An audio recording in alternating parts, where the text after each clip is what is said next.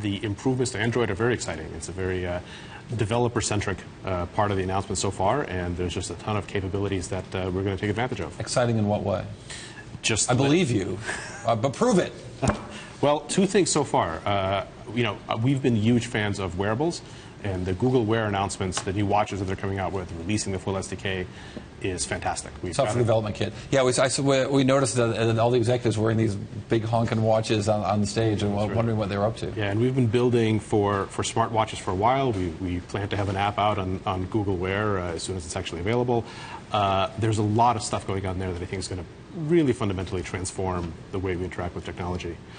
But it's also really interesting to see the new design stuff on Android. It really feels like Google and Apple are kind of doing interesting things, where at the WWDC announcements a few weeks ago, Apple made a big push to become more developer-friendly, more hooks, more extensions, more power. New language. And at the keynote at Google now, Google's actually talking a lot about improving the visual design, making things more beautiful. So it really kind of feels like both companies are trying to play in the other's sandbox. Paul, I'll just leave it wide open for you. What did you see out of this show so far today that looked interesting to you? I'll kind of echo Phil. I mean, I think that this back and forth, that Apple's forcing Google to be better, and Google, we saw it back at WWDC, was forcing Apple to be better and more open. And I think that's, a wonderful change, because in the past, quite honestly, I thought, some of the Android products were sort of aesthetically loathsome. And, in Apple, we all know there are sort of sandbox problems with respect to, not allowing apps to talk to each other directly and all these sorts of kludgy things you had to do. So I think this is hugely welcome and actually sort of, augurs well in terms of the next generation of apps that we're going to see that are going to work better on both platforms in terms of allowing much more process communications and all that good stuff, which sounds really geeky, but is hugely important because it was, sorely missing from Apple in the past. And the aesthetics on the Android side are going to help drive adoption around the world, which is one of the big points that Google was making in the presentation. They put up this great graphic showing penetration of smartphones around the world, and the remarkable thing, of course, is how low the penetration is in so many places in the world. And a combination of design and price helps to deal with that problem and really drive this market. Yeah, John, you're on Geek Patrol for us today. What are the developers jazzed about as they made those announcements today?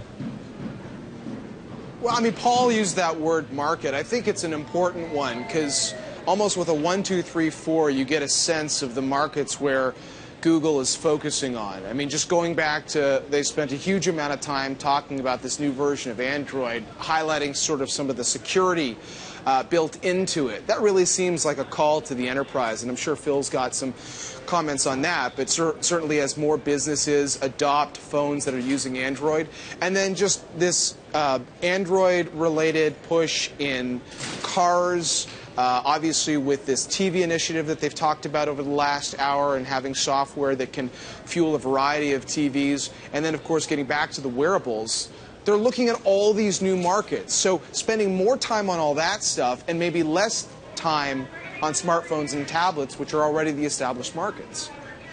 Yeah, I'll say that I'm still completely maybe Phil's closer to this than I am, so I'll defer completely to his Evernote expertise. But I mean, I'm still completely baffled by the wearable side of things. I'm really enthusiastic about the in-car stuff, but I mean, I don't know what plans Evernote has specifically on the wearable side. But I'd love to hear more because so far nothing's been very exciting here.